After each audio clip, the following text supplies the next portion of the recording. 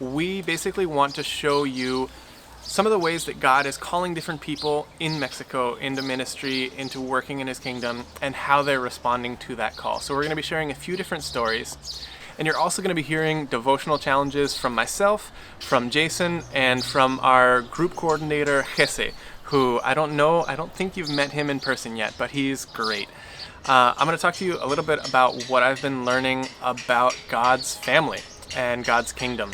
This is something that I've been learning just lately, and I think it's amazing to see how God had this really cohesive plan, and you can see it all throughout Scripture. The plan was basically to have this really diverse family, this really diverse kingdom. And it starts with Abraham. You can see God, when he calls Abraham, he says this to bless all nations. And he singles out this one nation to bless a whole bunch of other nations, and it's a little bit confusing, but it's really cool to see how it plays out. And then when you get to Jesus, you see it in so many different ways, but my favorite, and the one that I'm going to talk about a little bit, is Pentecost. When Jesus' followers start speaking about the glories of God and about the good things that God has done, and a whole bunch of people who are there are understanding it and hearing it in their own languages. And something that I've kind of wondered is, why wouldn't God just, enable them to understand Greek or understand Hebrew or understand whatever language it is that they were talking at the time, just like one language? Why wouldn't God just choose one language? And this isn't something that I started to understand until I started trying to learn Spanish. When I started getting good at Spanish, I realized that there are some words that just don't really translate. This actually happened with an American group that was visiting here in Mexico. Somebody asked, how do you say sassy in Spanish? And there were a bunch of us who were bilingual there, and so we kind of conferred, and we were like, how would you say sassy? And we were kind of scratching our heads and just like, we got nothing. There is no word that we can think of to say sassy here in Mexico. We just couldn't think of anything.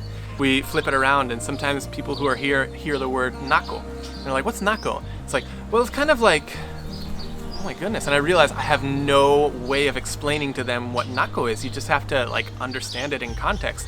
There's no word that I can give you that would be an equivalent for naco. Those were silly examples, but this actually kind of hit home for me when I was listening to a podcast that was explaining what righteousness means in the original Hebrew. And they were talking about righteousness and all of the implications, all of the nuances, and it just kind of hit me like, the word that they use for righteous or righteousness in Spanish is better than the word righteous in English. And it was kind of cool because I realized people who are reading their Bibles in Spanish probably have a better understanding of what righteousness is than we do in English when we talk about righteous. And it was a really cool moment for me because it was like, here's this thing that's in a different language, and it just makes more sense. The Spanish in that one instance is somehow closer to the original language.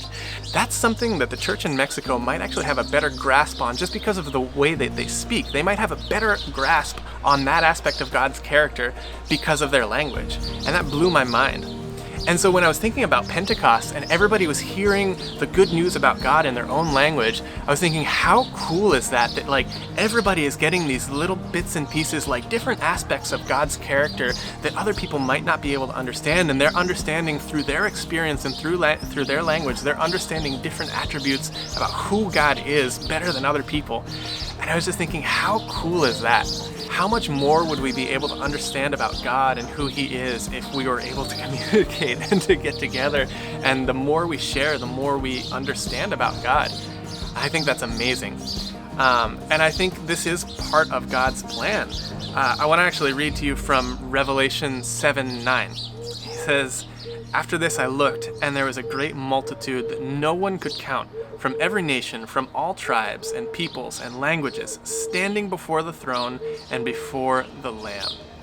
And I think that I really think that God genuinely likes our differences and genuinely likes diversity. I think He designed us that way. And I think God's perfect plan, like we can see in Revelation, is for all of us not to just be homogenized and all be the same, but all of our diversity together, all there worshiping God.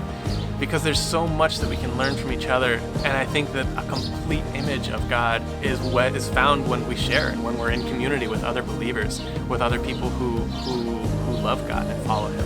And so what we want to do is give you a little glimpse of some of the things that we love about Mexico. We asked a whole bunch of people, what they love about Mexico, and where they see Jesus moving in Mexico. So we hope you enjoy this video, and we'll be seeing you in the next few days as well. God bless.